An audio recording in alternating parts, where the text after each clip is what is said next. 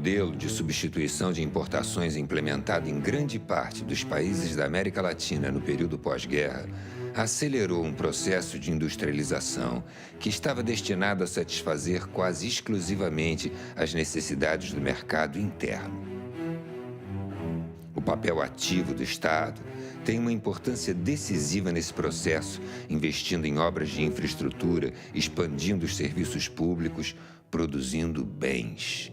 No final da década de 80, surge um discurso neoliberal com duras críticas ao Estado desenvolvimentista e com a propaganda feroz gabando as bondades do mercado.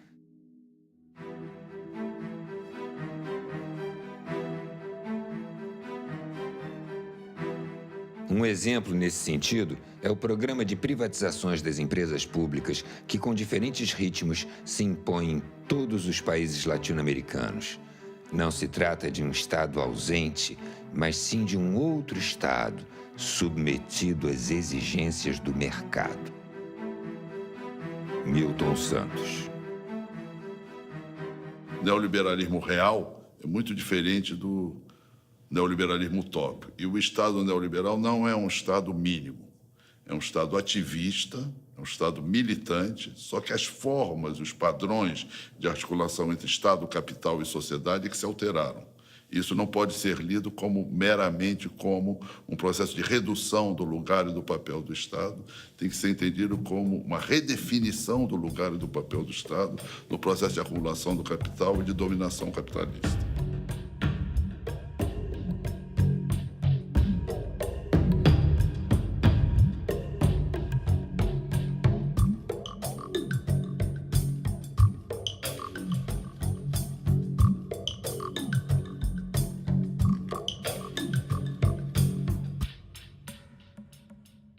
Fernando Collor e Fernando Henrique Cardoso, os Fernandos comprometem o Brasil num projeto de inserção na globalização mundial e, ao mesmo tempo, subpriorizando o desenvolvimento das forças produtivas internas. E, para isso, então, você faz o quê? Desmantela a proteção aduaneira, desmantela as instituições públicas ligadas ao processo de desenvolvimento das forças produtivas. É uma coisa impressionante. É absolutamente impressionante o que aconteceu.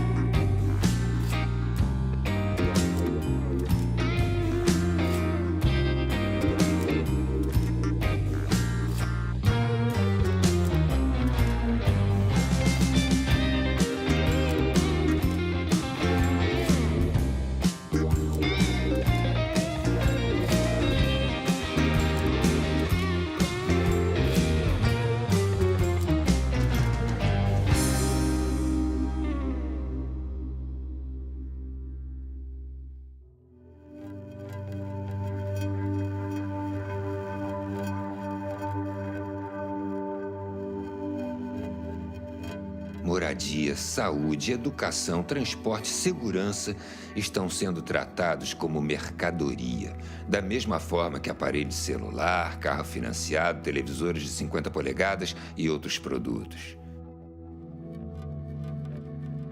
Sem contar que o primo rico da história, o sistema financeiro, é o grande beneficiário sem produzir nada, além de acumular papel pintado e moedas plásticas.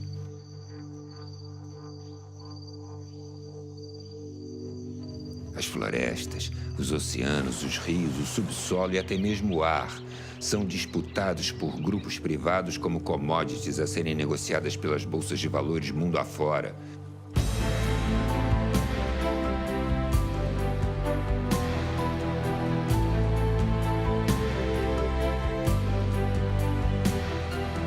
Imagine, cidadão, que o ar que você respira agora no raso da Catarina pode estar sendo vendido em Singapura, ou as águas do Rio Amazonas, que há milênios correm no mesmo leito, passarão a ser chamadas de Blue Gold, ouro azul, e passariam a propriedade de meia dúzia de empresas que vão tentar te convencer de que a água paga é melhor do que o livre acesso à água para todos. Ao denunciar a quebradeira do Estado nos anos 90 do século XX, demonstramos que todo o patrimônio formado a partir de um sacrifício coletivo, seguindo a tendência de uma época, foi privatizado a preço de banana. Queremos com esse filme deixar aberto um debate sobre o futuro, no qual consideramos as grandes manifestações que aconteceram no Brasil, sobretudo as de 2013, como um termômetro das demandas da sociedade. O neoliberalismo no mundo e no Brasil, a partir dos anos 90, ele é uma vingança da economia sobre a política. O que acabou acontecendo com esse esvaziamento da política da democracia é o predomínio do capital, né? A política passa a refletir os interesses do capital, né? E nessa etapa do capitalismo, do capital financeiro. Verdade? Quer dizer, então essa que eu acho que é o pano de fundo que está por trás disso tudo. Para isso, você teve que enfraquecer o Estado, né? O Estado do Brasil, por exemplo, nos anos 90, nós tivemos uma fragmentação do Estado, tanto financeira, pelo excesso de dívida, quanto material. Nós privatizamos tudo. A entrada do neoliberalismo no Brasil é anunciada por Fernando Collor de Mello, com uma frase que é muito curiosa. O automóvel brasileiro é uma carroça. Quer dizer, o que era a glória da industrialização brasileira, que era ter logrado êxito na produção de veículos automotores, é desqualificada por Collor de Mello. Ele nega a importância do desenvolvimento industrial.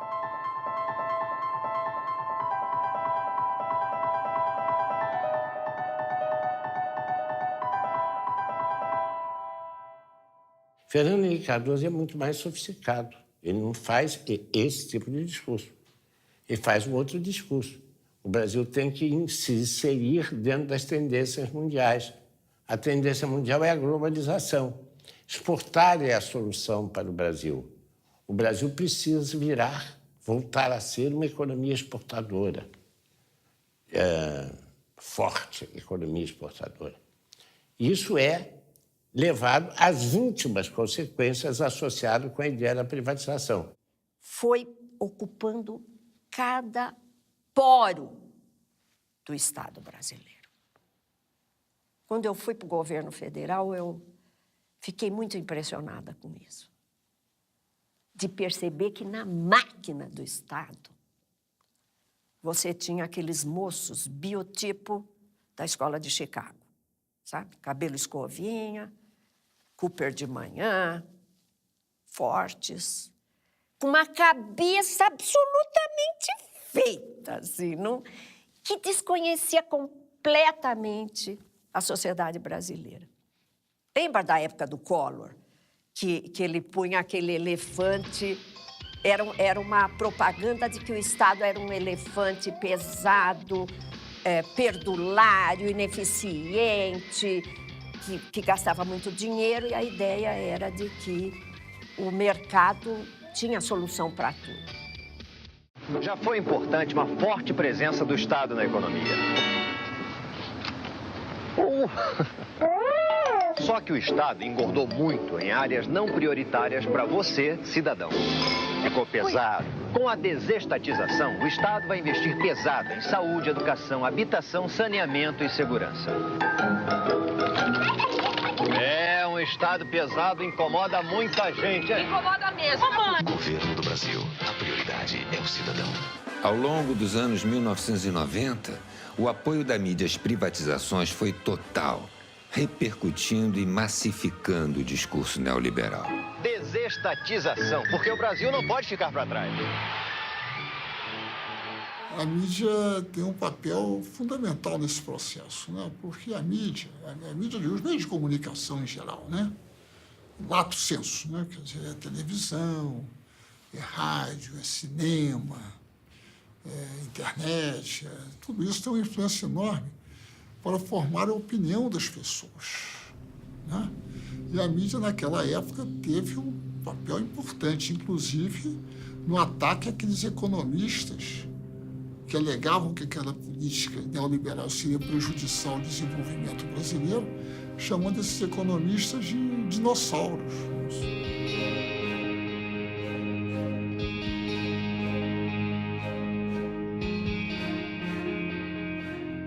E a mídia se esforçou nesse sentido de uma forma extraordinária, né? Justamente por causa dos seus vínculos com os grandes interesses econômicos.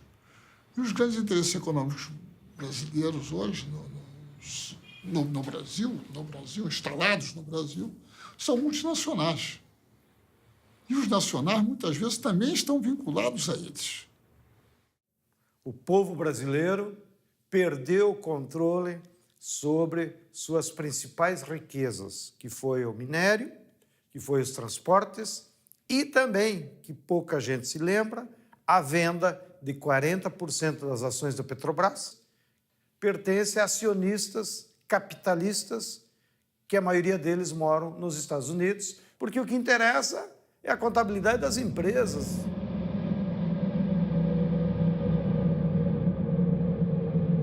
A privatização das telecomunicações é uma privatização do espaço eletromagnético.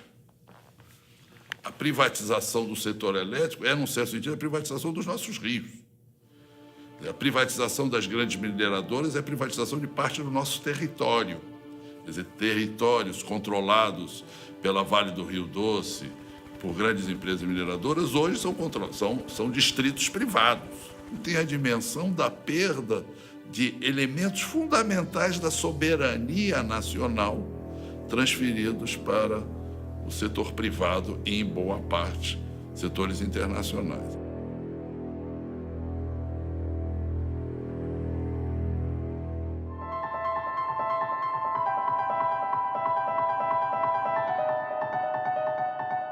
Foi um processo de desconstrução do Estado. E não foi uma reorganização, não houve um planejamento estratégico, na verdade foi uma interpretação de que o Estado era o problema do país. E a resolução desse problema passava pela destruição, pela desconstrução do Estado.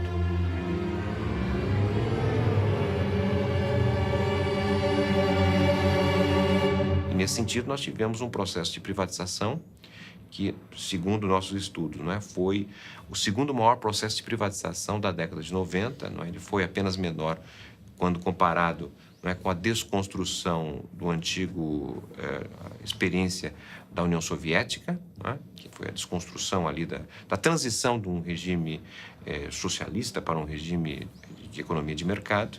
Então, a nossa desconstrução nos anos 90, que valeu a geração de receita de ao redor de 100 bilhões de dólares, que naquele momento, nos anos 90, equivaleu a cerca de 15% de todo o PIB, que foi transferido do setor público para o setor privado. E em grande parte dessa transferência significou um engrandecimento em termos de riqueza de determinadas famílias e grupos estrangeiros, sem a contrapartida, porque nós tivemos simultaneamente a essa privatização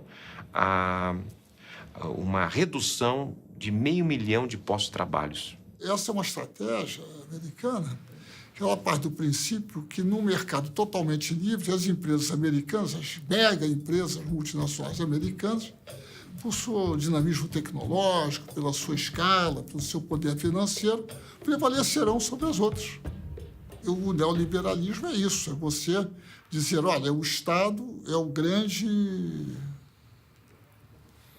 adversário da eficiência econômica. Então, é necessário reduzir o Estado ao mínimo.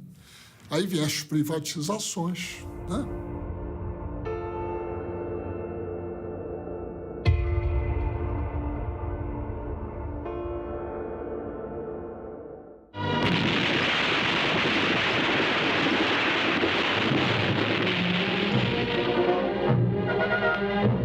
A Companhia Vale do Rio Doce vem contribuindo decisivamente para o desenvolvimento do país.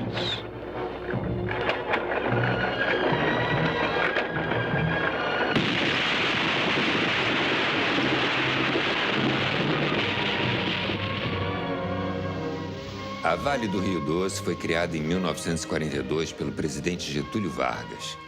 A partir de 1969, a empresa tornou-se a maior exportadora de minério de ferro do mundo e foi estratégica para os planos de industrialização do país. A Vale foi privatizada em 1997 por um valor irrisório em relação ao seu patrimônio e ao seu potencial.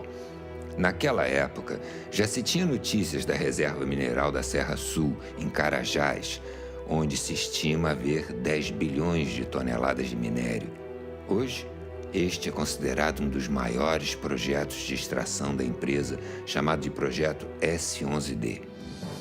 Houve forte resistência de trabalhadores, sindicatos e da sociedade civil, que chegaram a conseguir por diversas vezes na justiça o adiamento da data do leilão. A Vale foi vendida por cerca de 3 bilhões de dólares naquela época. Menos de um ano depois da venda, o faturamento da empresa foi superior a 10 bilhões de dólares, ficando nítido que a resistência à privatização tinha fundamentos. Uma empresa estatal, ela olha vários outros aspectos que uma privada não pode, não cabe a uma privada olhar. Não é pecado ela não olhar, não lhe cabe olhar isto.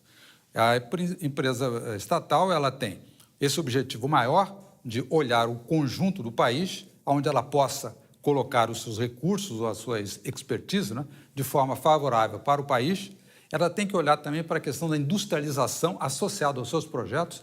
No caso, era uma obrigação da Vale fabricar trilhos aqui e projetar vagões para o Brasil, locomotivas, estimular o desenvolvimento direto de uma indústria ferroviária própria, ter esses cuidados. A estatal tem que ter esses cuidados.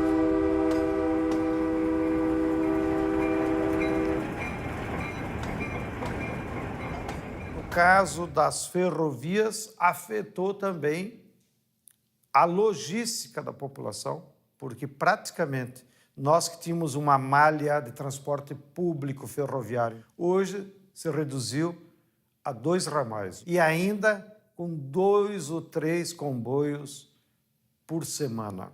Nós precisamos construir uma rede ferroviária em todo o país para, no fundo, beneficiar a população que possa ter alternativa de transporte, para beneficiar a população, para diminuir o custo do frete dos bens que circulam aqui.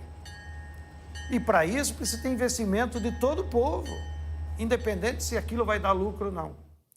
Hoje eles privatizaram todas as ferrovias e os únicos ramais que as empresas privadas estão fazendo é para construir para exportação. Exportação de minério de ferro, exportação de soja. De novo, a ferrovia não é para beneficiar o povo.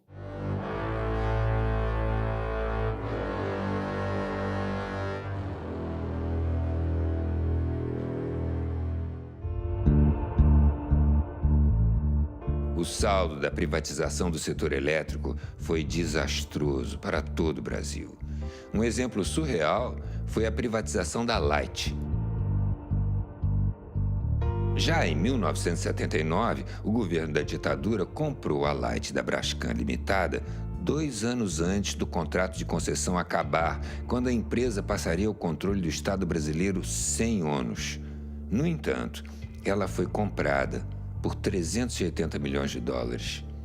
17 anos após a estatização, em 1996, a Light foi privatizada. O então ministro do Planejamento, José Serra, orgulhoso, declarou: "Foi o maior leilão do país." No contrato, havia a absurda previsão da piora dos serviços, com autorização do aumento do número de blackouts e apagões.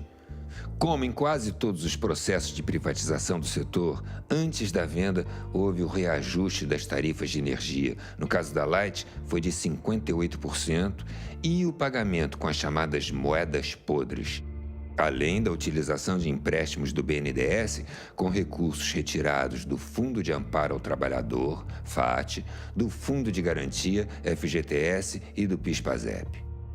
Não faltam casos desse desmonte do setor energético em todo o país.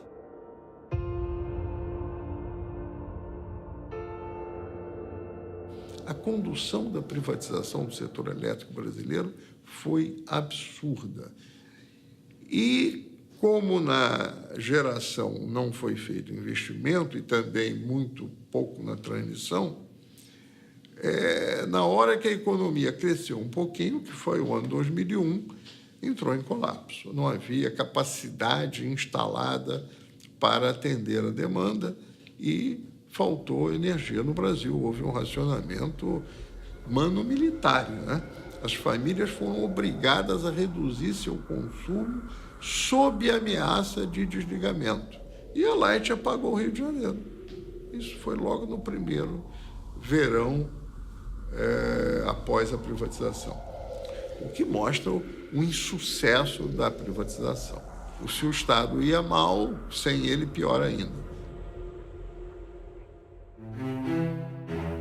As reclamações quanto à má qualidade dos serviços, apagões e acidentes são comuns em quase todos os estados. O Ministério Público, no Rio de Janeiro, após trocas de acusações entre as empresas, responsabilizou pelos incêndios em galerias e explosões em bueiros tanto a Light como a concessionária de gás canalizado SEG, também privatizada em 1997. A privatização no Brasil começou pela distribuição, seguiu na transmissão e a última a ser atingida foi a geração. A barragem interrompe a passagem da água e isto só pode ser uma função do Estado, dado a sua intervenção física, não só no sistema físico, como também social, porque a área é, às vezes, utilizada para várias outras coisas e populações são atingidas, não é? Então, o papel do Estado aí, né, na geração elétrica se torna mais flagrante, a ideia do monopólio natural devido a essa forma de geração. É uma história muito triste, no caso da energia elétrica, porque o Brasil, que tinha na hidroeletricidade a grande componente da matriz energética brasileira, que era, do ponto de vista mundial, economia de grande porte. O Brasil tinha a matriz energética melhor do planeta, ainda é muito boa, mas perdeu muito metendo os seus pés pelas mãos. E se meteu os pés pelas mãos de tal maneira que o Brasil, que tinha uma das tarifas de energia elétrica mais baixas do planeta, hoje já tem uma das mais elevadas do planeta.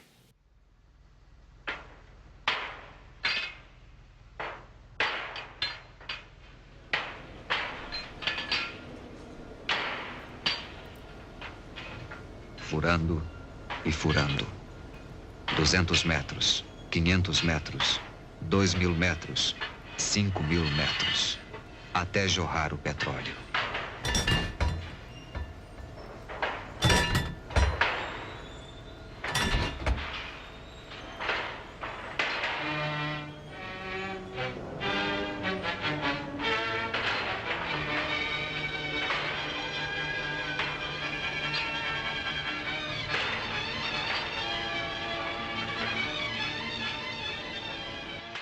Quando o neoliberalismo, a onda neoliberal atingiu o Brasil, da qual resultou a revisão constitucional de 98, a joia da coroa das privatizações brasileiras, das empresas estatais brasileiras, era a Petrobras.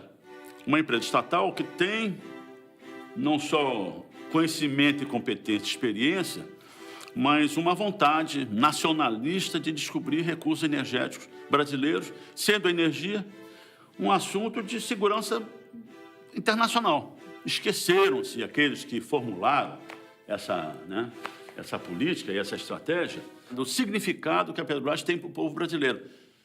Independente de condição social, econômica, visão política, até ideológica, né? A Petrobras é uma empresa, diferentemente das outras estatais, que provieram da estatização de empresas privadas estrangeiras que haviam no Brasil. A Petrobras não. A raiz da Petrobras o petróleo é nosso. A raiz da Petrobras é essencialmente nacionalista. Está na raiz do nosso povo. Então, a Petrobras não só o povo brasileiro entende isso, como considera a Petrobras também uma reafirmação da nossa autoestima, como competente como um povo competente para realizar, planejar, projetar e operar grandes projetos, né, de engenharia e de desenvolvimento nacional. A Petrobras é a maior empresa brasileira em patrimônio, é a maior empresa em conhecimento. Nós somos o cérebro mundial dos nossos engenheiros de como conseguir tirar o petróleo a 7.000 metros debaixo do mar, no chamado pré-sal. Somos os únicos que acumulamos conhecimento científico nessa área. Nós somos a empresa de maior potencial de exploração, porque, teoricamente, todo o petróleo pertence à nação. O Fernando Henrique, como é uma empresa grande e era a pérola da coroa, ele tentou privatizá-la e transformá-la numa empresa comum, inclusive mudando o nome, né, para Petrobras, porque eles diziam que os gringos não conseguiam pronunciar o Brás com S. Olha o nível de mediocridade dessa nossa burguesia subalterna, da qual o Fernando Henrique foi o seu principal porta-voz e representante. Mas por ela ser tão grande, não deu tempo eles seguirem o caminho natural da privatização. Eles tentaram pela venda das ações, tentaram pela quebra do monopólio, e isso conseguiram.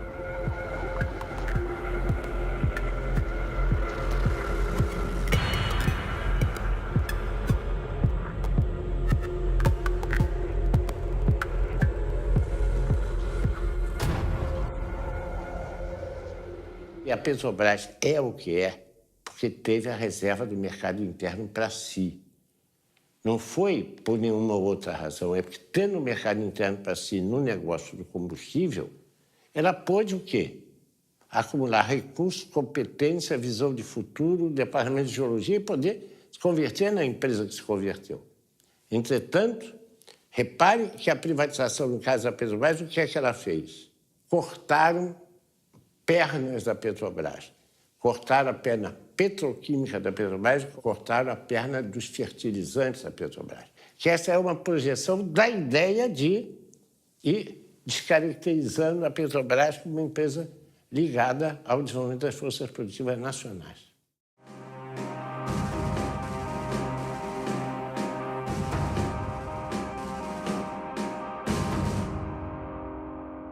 A privatização das telecomunicações foi um crime contra o Brasil e muito pouco compreendido. O Brasil tinha 4 satélites. O Brasil tinha toda uma rede de comunicação própria. O Brasil tinha os cabos que nos conectavam com o mundo. E isso foi entregue a preço de banana exatamente para os Estados Unidos. Esse é só um exemplo, entre tantos, como naquele momento que nós tínhamos que certamente reestruturar o sistema Telebrás, sem dúvida alguma. Mas o modelo adotado foi um modelo completamente antinacional, um modelo que transferiu o controle das comunicações brasileiras para fora do país, né? Um modelo que tornou as comunicações brasileiras exportadoras líquidas de capital, que não era, né? Um modelo que destruiu o parque industrial tecnológico que o Brasil tinha em cima das telecomunicações. O sistema Telebrás recebeu fartos investimentos a partir de 1996 e, após ser desmembrado em 12 empresas, foi a leilão em 1998. 2 dias antes da venda, havia 100 ações movidas em todo o país contra a privatização. No dia do leilão, manifestantes e policiais entraram em confronto nas imediações da Bolsa de Valores do Rio de Janeiro com um saldo de 11 presos, 48 feridos e a entrega do sistema de telecomunicações brasileiro ao capital privado. A Telebrás foi comprada por empresas italianas, portuguesas, espanholas e norte-americanas. O que era bom para eles não era bom para o Brasil. Em 2013, a empresa espanhola Telefônica divulgou um balanço de sua receita global, em que apontava as operações no Brasil como as que davam o maior faturamento à empresa. Os lucros obtidos no Brasil pela Telefônica servem para sustentar a expansão de sua matriz na Europa.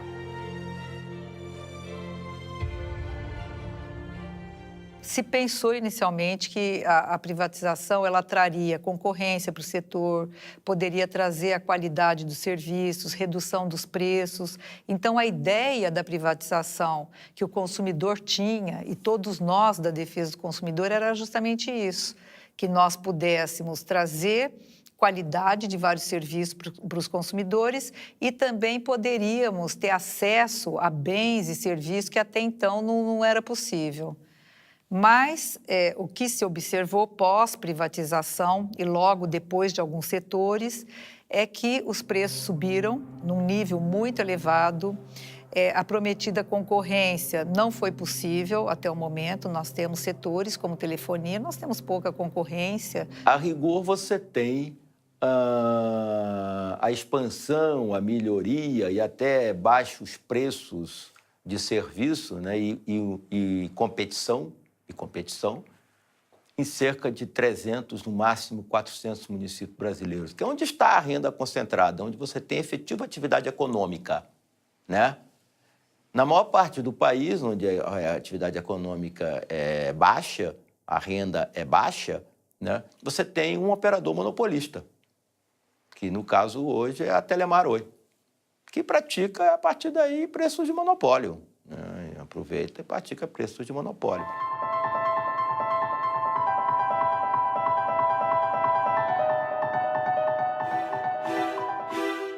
As agências reguladoras, ANEEL, Anatel, ANP, Anvisa e agências estaduais foram criadas no Brasil como parte do pacote das privatizações.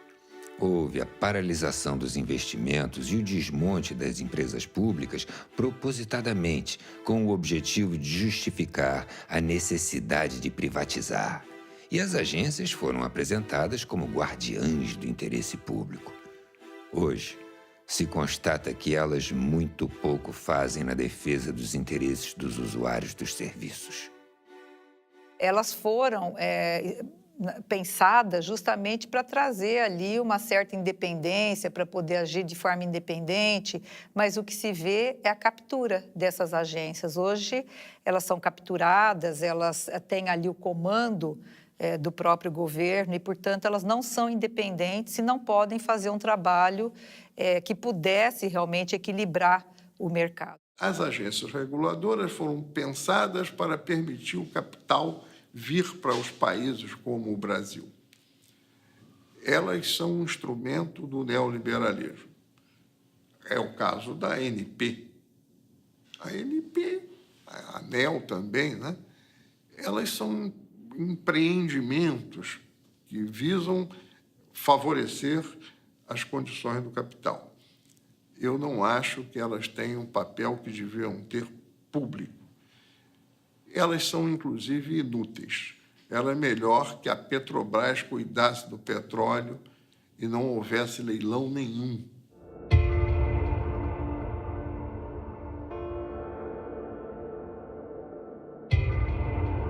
A privatização não ocorreu apenas pela venda do patrimônio material do Estado. A lógica privatista fez dos serviços públicos uma riqueza a ser privatizada. As pessoas, quando têm um filho doente, elas estão mais ou menos dispostas a pagar a qualquer coisa, raspa a gaveta e consegue. Então, quando você privatiza esse tipo de serviços e torna eles com objetivo lucrativo, você deforma todo o processo. Na saúde, tinha 2 projetos, para mim, em disputa. O projeto da reforma sanitária, construído nos anos 80, que está colocado, de uma certa forma, apesar de algumas mudanças já, na Constituição de 88 e na lei orgânica, nas leis orgânicas, e o projeto privatista. E o projeto privatista torna-se hegemônico. Em 2 anos, foram fechados 11 mil leitos públicos e criados 8 mil e poucos leitos privados. A implementação do SUS foi muito incipiente, o subfinanciamento, a não realização de concurso público, a precarização do trabalho, a terceirização. Enfim, o abandono da bandeira da reforma sanitária. Uma mentira do tamanho de um elefante. Com a desestatização, o Estado vai investir pesado em saúde, educação, habitação, saneamento e segurança. Lembre-se, cidadão, no processo de privatização dos anos 90, eles te prometeram que o dinheiro seria investido em saúde e educação. Olha o que aconteceu. Hoje, o Brasil está entre os piores índices em saúde e educação, na maioria dos rankings internacionais. As políticas que ainda mantêm o núcleo do público, estatal, etc., como o Sistema Único de Saúde, por exemplo, o sistema educacional, por exemplo, são núcleos importantes, eles foram varridos de alguma forma, foram atravessados de alguma forma pelo setor privado, né? Eu cito um exemplo que tem a ver com os anos 90, neoliberalismo e privatização, um negócio chamado organizações sociais. Organizações sociais são recomendações do Banco Mundial, no documento de 1993, e que foram aplicadas no Brasil em 1997. O que é uma organização social? É uma organização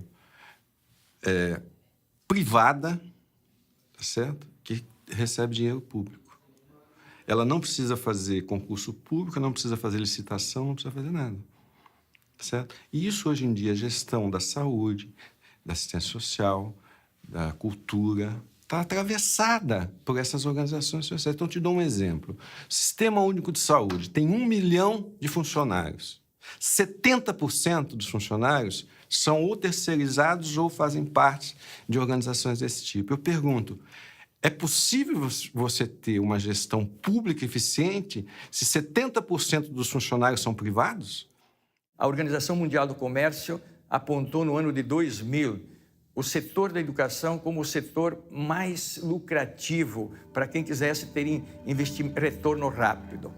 E daí em diante nós tivemos sim ali um processo brutal de privatização. As matrículas no ano 2013, por exemplo, no ensino superior, especialmente o ensino superior, né? Mas não só. As matrículas, 90% praticamente num ano foram no setor privado.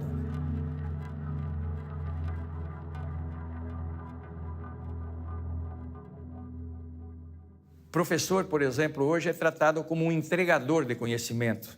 E quem pensa o conteúdo, o método e a forma de educar são institutos privados, Instituto Ayrton Senna, Telecurso Segundo Grau, Pitágoras, Instituto EQI, institutos privados. A Associação Brasileira do Agronegócio tem um investimento enorme nas regiões onde o agronegócio está mais avançado, ensinando as crianças a que o agronegócio é a salvação do Brasil. Eu li uma redação de uma criança que é, na verdade, lavagem cerebral, e que essa criança diz: agronegócio, milhões de empregos, agronegócio, autossustentabilidade, agronegócio, comida para o mundo. Então, este pensamento, além de privatizar o patrimônio e a educação ser um grande negócio hoje no Brasil, está se privatizando a concepção de educação já na educação básica.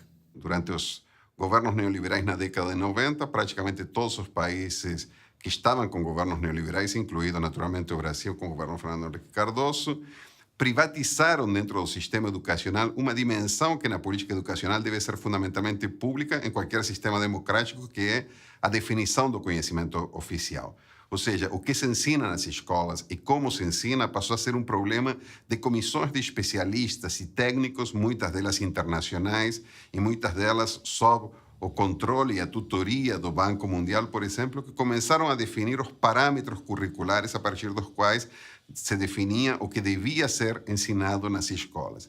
O que deve ser ensinado nas escolas em qualquer país do mundo é um problema de deliberação pública, um problema que atinge a sociedade. Não só aqueles que estão dentro da escola, sino também os que estão fora da escola.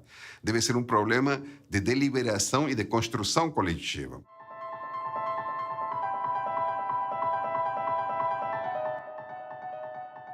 É fundamental para qualquer povo que quiser caminhar com suas próprias pernas, é que tenha o controle da sua cabeça.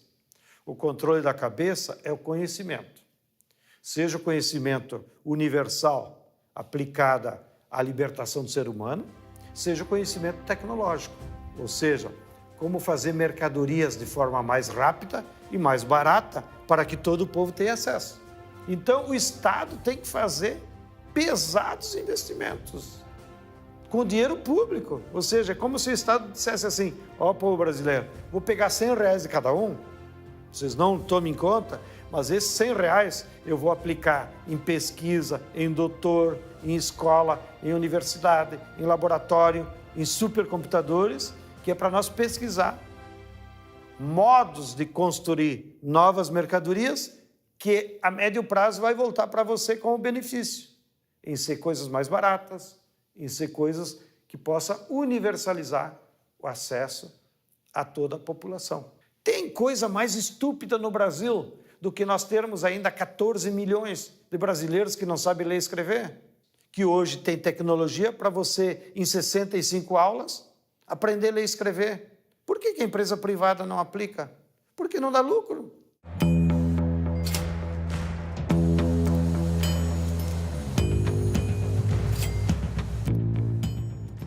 A questão da habitação, quando nós estamos falando de cidades e não do campo, da zona rural, ela é uma questão urbana, né? Ninguém mora dentro da casa, as pessoas moram na cidade. Ou seja, você tem que ter sua casa conectada à rede de água, à rede de esgoto, à energia elétrica, à iluminação pública, à escola próxima para os seus filhos, o abastecimento, o transporte que te leva aos lugares. Então, nós estamos falando, quando falamos de habitação, de um pedaço de cidade.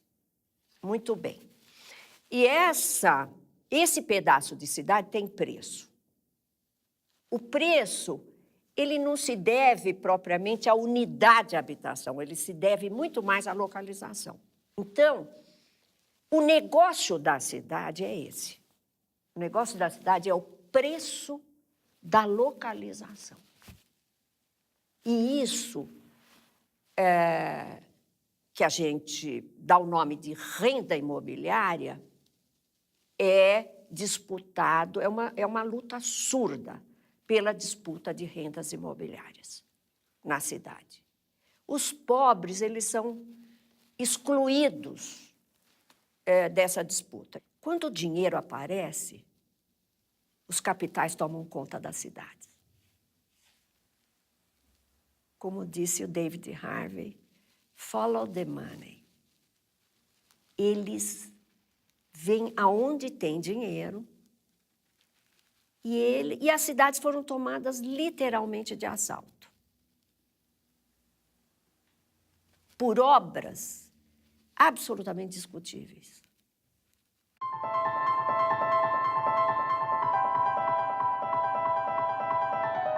Por que são despejadas 1.500 famílias quando, pela Constituição brasileira, o direito à moradia é absoluto, foi colocado pela Emenda 29, e o direito à propriedade não é absoluto.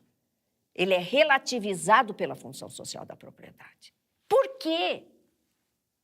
Há uma conjugação entre capital imobiliário e capital de transporte, que, no caso de algumas cidades, é agravado pelo fato de que os transportes são um monopólio privado.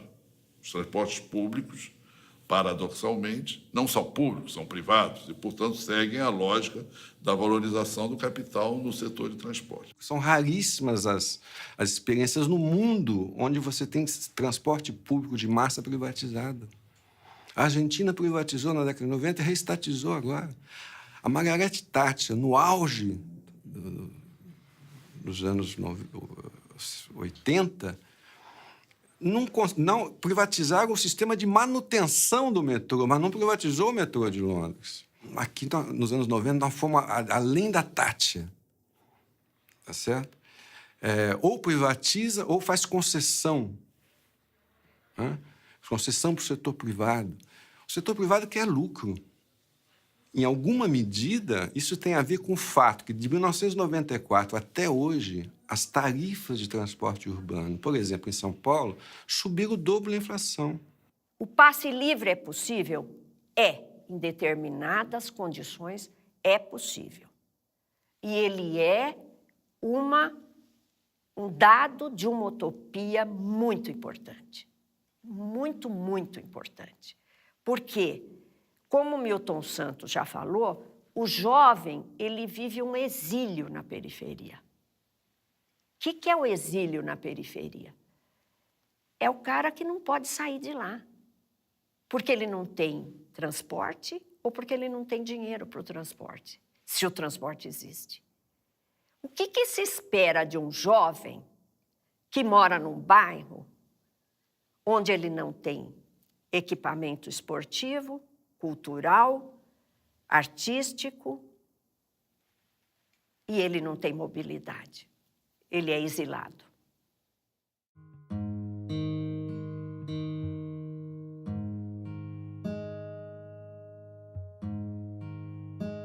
Essa questão não me parece que foi realmente abraçada pelo Estado. Aí vamos dizer por quê.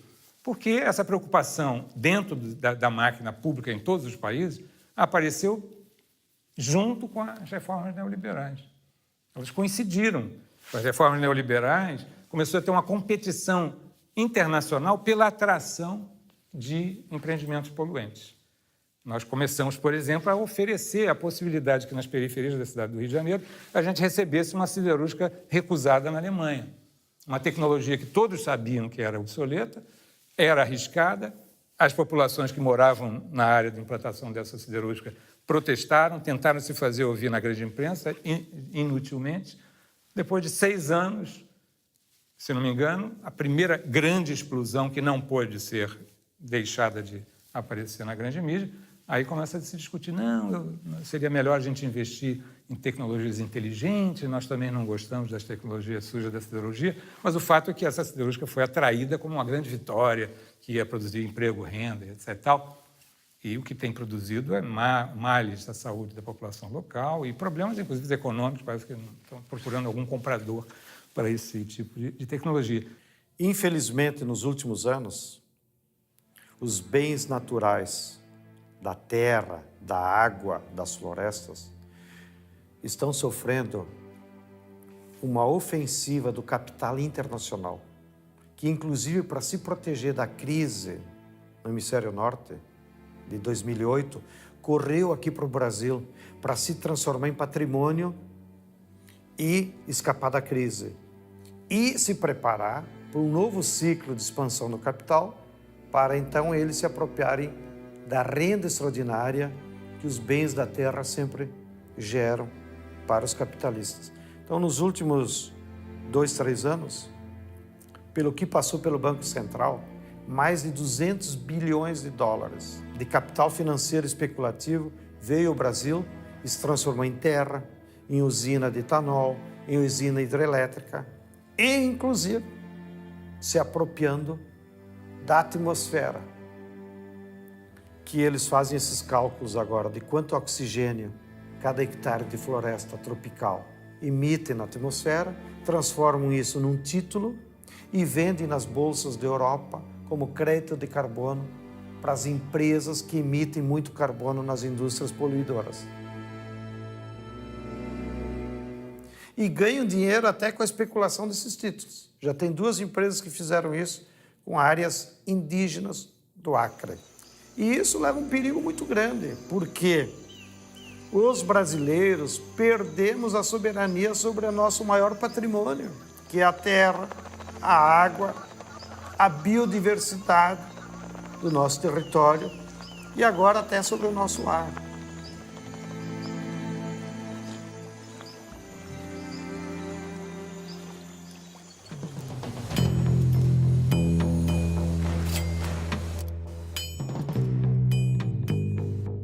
A defesa da economia nacional que o Lula fez só foi implementável porque tinha esses bancos, pelo Banco do Brasil, pelo BNDES e pela Caixa Econômica. Por que isso não pode ser feito na Europa?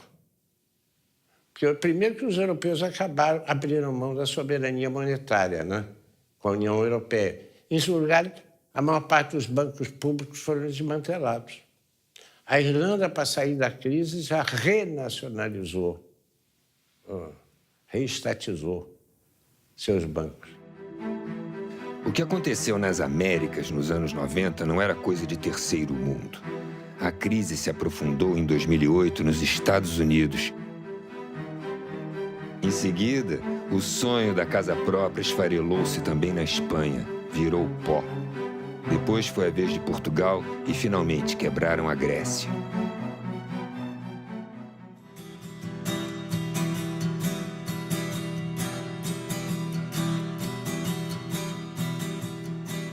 Então, a primeira coisa que eu diria a você, que me assusta muito, é a desconstrução da identidade brasileira.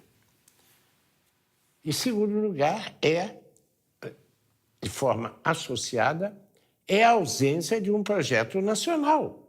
Eu não consigo perceber um projeto educacional claro, explicitado. Como eu tampouco consigo perceber um capítulo cultural explicitado. Como não há um capítulo industrial explicitado. Se você perguntar hoje por onde a industrialização brasileira pode prosseguir, saiu de pauta como tema de discussão.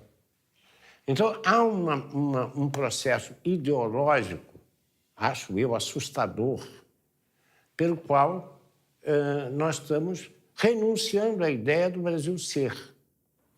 Como é que nós vamos superar essa crise, então? Só tem um caminho. É quando voltar a ter luta social que gere um reascenso do movimento de massa na rua. Essa energia das ruas vai obrigar a esquerda a voltar a discutir, se preparar e debater um projeto de nação. Um projeto de nação não capitalista, não naqueles formatos da década de 50, um projeto da nação dirigido pela burguesia. Um projeto de nação no sentido de organizar a economia para atender às necessidades da população. Não se trata de ter esperança, se trata de fazer mobilização e conquistar. Né? Se nós ficarmos esperando o Estado se transformar, ele não vai se transformar. Né? Ele vai continuar sendo do jeito que ele é, conservador, como ele foi concebido por quem o concebeu. A sociedade se move com a participação dos trabalhadores.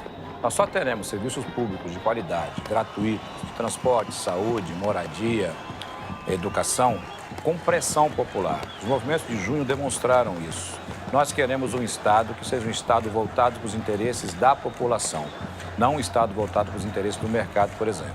E a mobilização dos trabalhadores é essencial para que esse Estado seja um Estado plural e não um Estado excludente.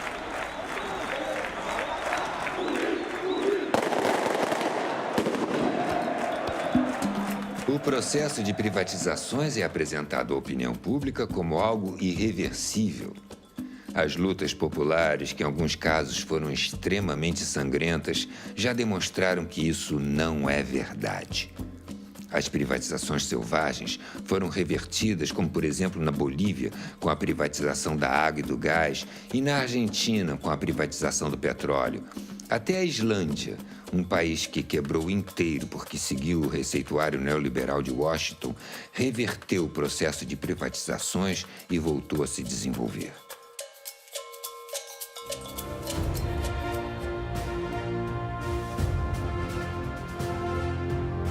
Quando pensamos a história, nos voltamos para o futuro.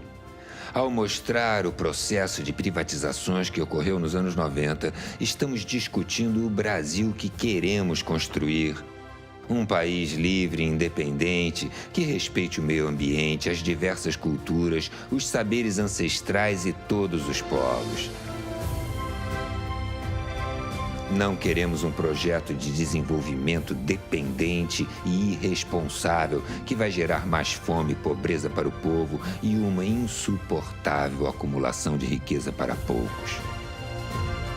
Queremos ser cidadãos e não consumidores. Sermos os sujeitos da história. Não somos números, somos gente. Como disse o professor Milton Santos, a qualidade dos serviços públicos é que assinará a carta de alforria dos moradores, em especial os jovens que vivem o destino do exílio na periferia. Este é o momento.